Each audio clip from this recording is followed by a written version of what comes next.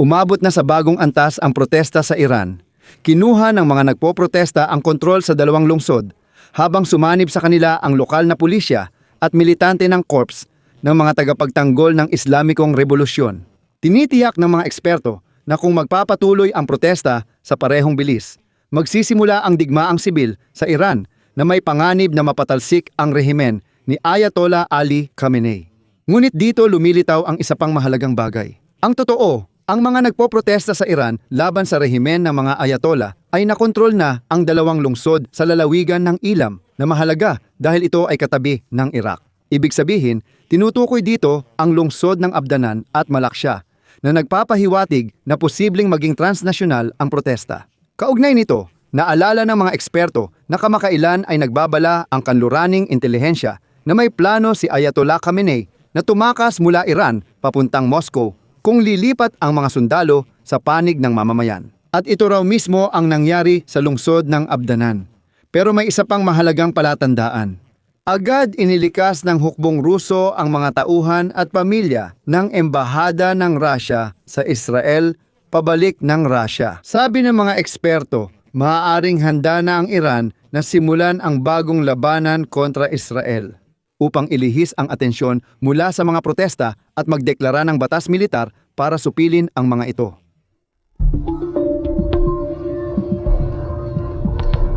Baba Khamenei.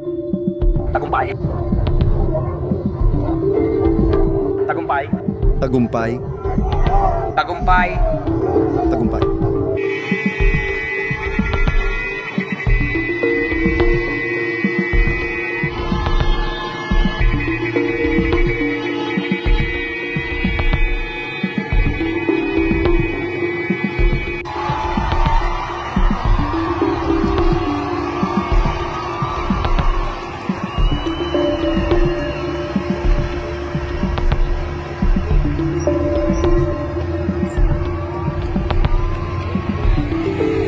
Sa isang gabi, nakuha ng mga nagpoprotesta laban sa rehimen ng mga Ayatollah sa Iran ang kontrol sa Abdanan at Malaksha sa probinsya ng Ilam, katabi ng Iraq. Sa mga video mula sa lungsod na ito, makikita ang napakaraming taong nagmamartsa at nagdiriwang ng tagumpay. Bukod pa rito, may mga ulat na sa lungsod ng Abdanan, ang mga lokal na grupo ng korps ng mga tagapagtanggol ng Islamikong Rebolusyon at Basiji, pati na rin ang pulisya, ay nagbaba ng kanilang mga armas at lumipat sa panig ng mga tao. Nasa kontrol na ng mga nagpoprotesta ang militar at mga checkpoint sa lungsod. Mula sa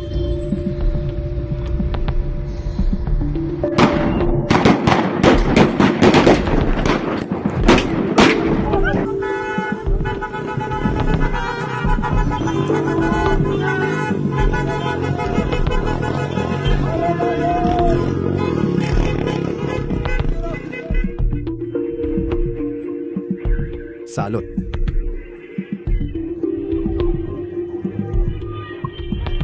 Isinali ng mga subtitle ni Di Matorso, isinali ng mga subtitle ni Di Matorso.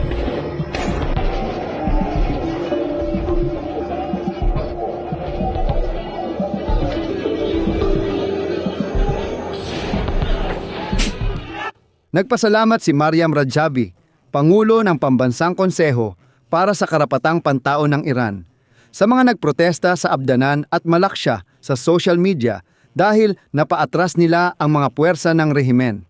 Ito na ang pangalawang patunay na hindi nagtagumpay ang rehimen doon.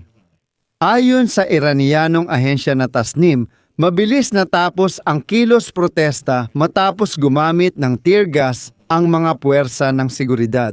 Matapos nito, nagsitakbuhan daw ang mga nagpoprotesta sa mga eskinita at nakuha ng puwersa ng seguridad ang kontrol sa mga pangunahing kalsada.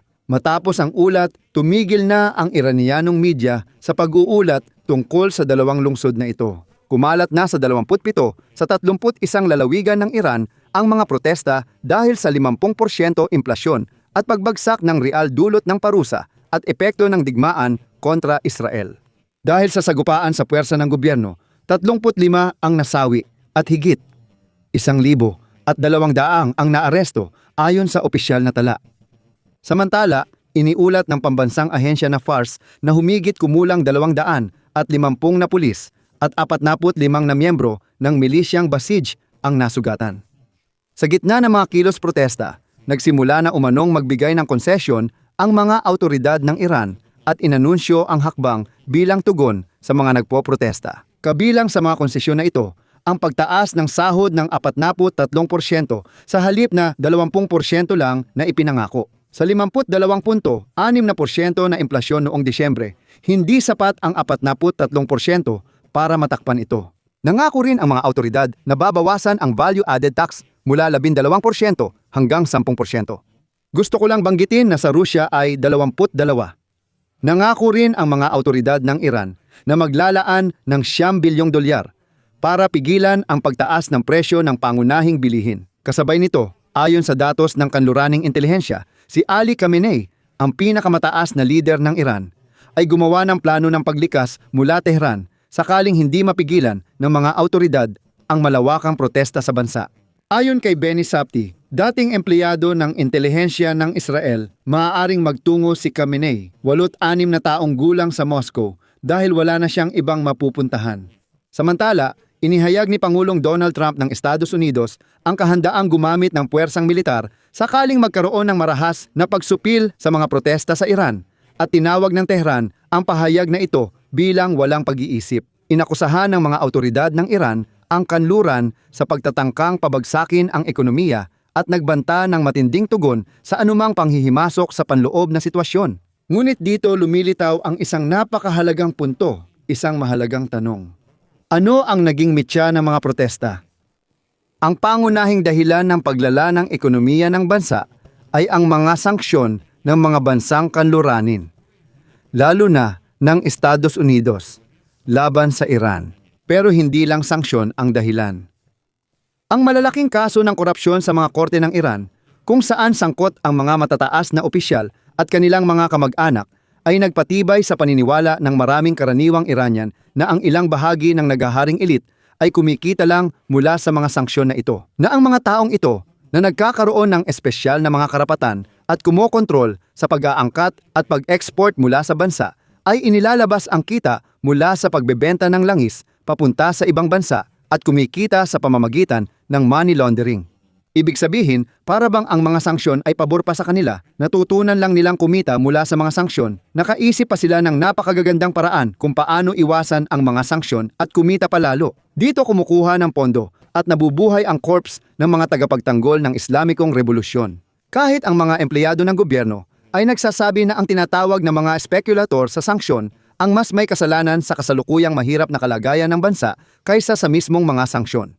Hindi lang sanksyon ang issue, kundi pati yung mga taong kumikita dito. Isa sa mga unang hayagang nagprotesta ay ang mga mangangalakal mula sa malaking pamilihan ng Tehran bilang pagtutol sa araw-araw na pagtaas ng halaga ng real.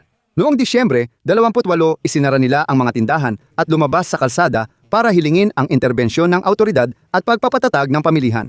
Hindi nagtagal, sumali na rin ang iba pang sektor ng lipunan sa mga protesta at ang ekonomikong sigaw ay naging politikal na panawagan hanggang sa humantong sa paghingi ng pagbuwag sa Islamikong Republika. Nagprotesta sa mga kalsada ng Iran ang mga estudyante, maliliit na negosyante at kinatawan ng iba't ibang antas ng populasyon. At hindi nagtagal, muling narinig sa mga demonstrasyon ang mga sigaw na laban kay kataas-taasang pinununo ng Iran, Ayatollah Ali Khamenei. Paalala ko lang, mahigpit na kinokontrol ng mga autoridad ang media sa Iran. At ang mga banyagang mamamahayag ay alinman sa lubos na ipinagbabawal na magtrabaho doon o pinapayagan ngunit may napakahigpit na mga limitasyon sa paggalaw sa loob ng bansa.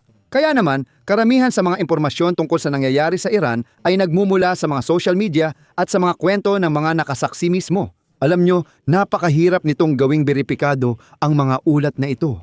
At dahil dito, maraming mga tagamasid ang naniniwala na ang kasalukuyang krisis at ang kasalukuyang tindi ng protesta ay maaaring magdulot ng mas seryosong mga kahihinatnan kaysa sa mga kaguluhan noong 2022. Dahil ang mga autoridad ng Iran ay kasalukuyang humaharap sa mga protesta sa loob ng bansa, kasabay ng biglaang pagbabago ng sitwasyon sa buong rehiyon. Kaya ang rehimen ng mga ayatollah, ayon sa karamihan, ay mahina ngayon gaya ng hindi pa dati. Dito, gumagawa ang mga Ruso ng kakaibang hakbang. Parang lahat ay sa Iran nangyayari.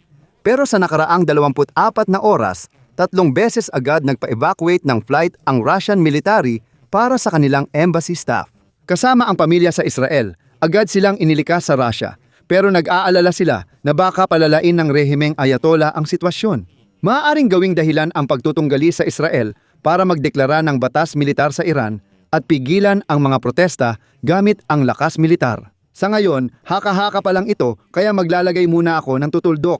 Ilagay ninyo ang inyong opinyon at mga konklusyon sa mga komento sa ilalim ng episode na ito, mag-subscribe sa channel, pindutin ang kampanilya at huwag kalimutang mag-like. Iyon lang po, ingatan ninyo ang inyong sarili. Paalam sa lahat.